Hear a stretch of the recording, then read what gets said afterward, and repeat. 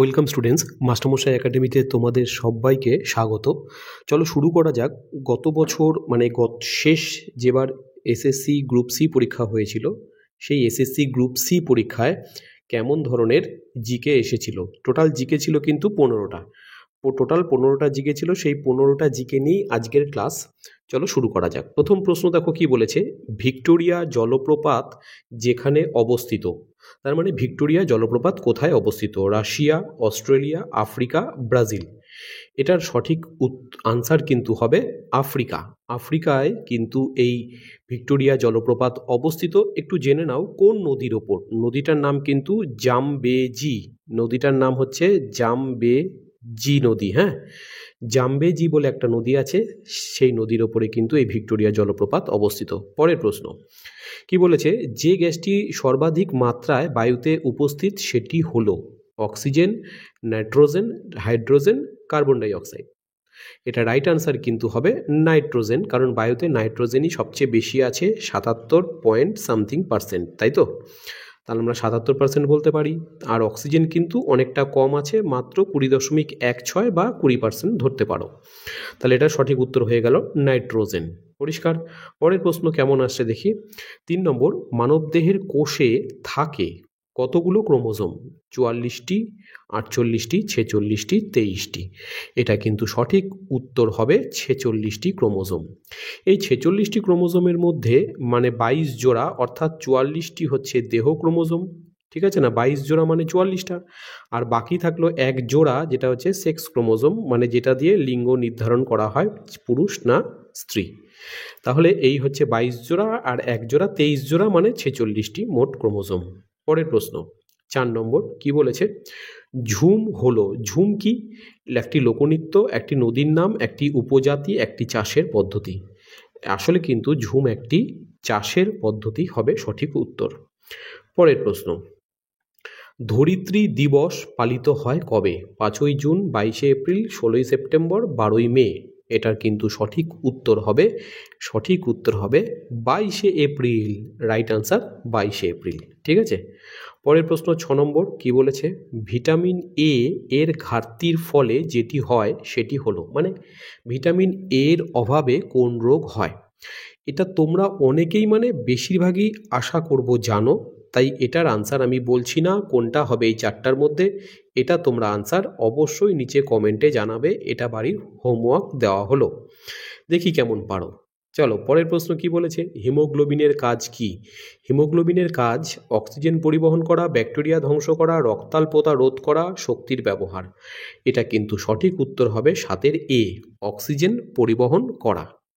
পরের প্রশ্ন 8 নম্বর প্রশ্ন, কিন্তু এটা কম্পিউটার থেকে এসছে। কি বলেছে, যে জেপিইজি একটি ছবির ফরম্যাট, যেখানে জেপিইজি এই কথাটির পুরো অর্থ কি? পুরো কথাটির অর্থ কি? এটা রাইট আনসার কিন্তু হবে joint photographic experts group. Joint photographic experts group, JPEG এর ফুল ফর্ম। পরের প্রশ্ন 9 নম্বর কি বলেছে, আলফ্রেড নোবেল উদ্ভাবন করেছিলেন। আলফ্রেড নোবেল কি আবিষ্কার করেছিলেন? সঠিক উত্তর হবে কিন্তু ডিনামাইট। আলফ্রেড নোবেল ডিনামাইট আবিষ্কার করেছিলেন, এবং তিনি তার নাম থেকেই, তার ফান্ড থেকেই 1901 সাল থেকে প্রত্যেক বছর কিন্তু নোবেল পুরস্কার দেওয়া হয়। পরের প্রশ্ন 10 নম্বর বলেছে, মাউন্ট এভারেস্ট অবস্থিত। মাউন্ট এভারেস্ট কোন দেশে? ভারত, চীন, নেপাল, ভুটান। সঠিক আনসার কিন্তু হবে অপশন সি, নেপাল। এবং নেপালে এই মাউন্ট এভারেস্টকে কিন্তু সাগর মাথা বলা হয়, মাথায় রাখবে। নেপালিরা মাউন্ট এভারেস্টকে সাগর মাথা বলে ডাকে।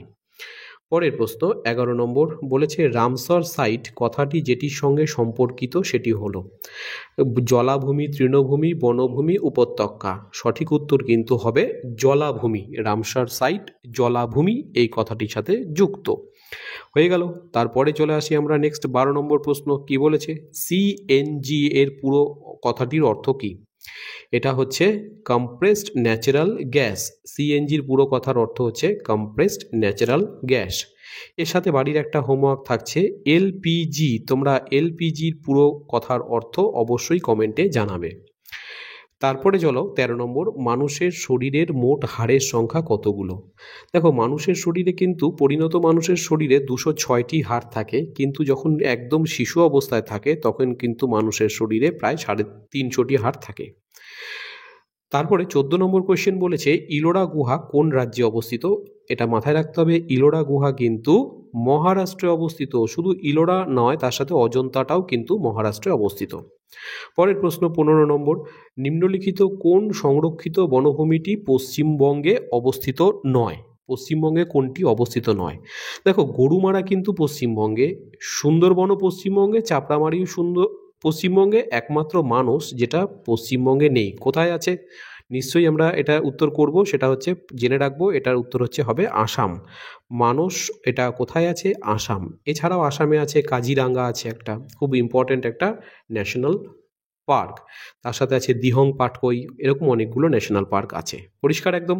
তাহলে ন্যাশনাল পার্কের ওপরও কিন্তু এসএসসি গ্রুপ সি লেভেলে প্রশ্ন আসে। খুব ইজি লেভেলে 15টা প্রশ্ন নিয়ে আজকে আলোচনা হলো। তোমরা যদি চাও তাহলে আমি কিন্তু এরপরে আমরা ম্যাথের ওপরেও কিন্তু প্র্যাকটিস সেট, যেগুলো খুব ইম্পর্টেন্ট সেগুলো প্র্যাকটিস করব। জিকের ওপরে 15টা করে প্র্যাকটিস সেট, তার সাথে আমাদের আছে কারেন্ট অ্যাফেয়ার্স, এটার ওপরও 15টা করে প্র্যাকটিস সেট, ইংলিশ এটার ওপরেও কিন্তু আমরা প্র্যাকটিস সেট করতে পারি যদি তোমরা চাও। প্রত্যেকটায় 15 করে কিন্তু মার্কস আছে, 15টা করে কোয়েশ্চেন আসবে প্রত্যেকটাই। তা তোমরা চাইলে অবশ্যই সেই ক্লাসগুলো, মোস্ট ইম্পর্টেন্ট ক্লাসগুলো নিয়ে হাজির হব, শুধু একটু কমেন্টে জানাবে। একদম।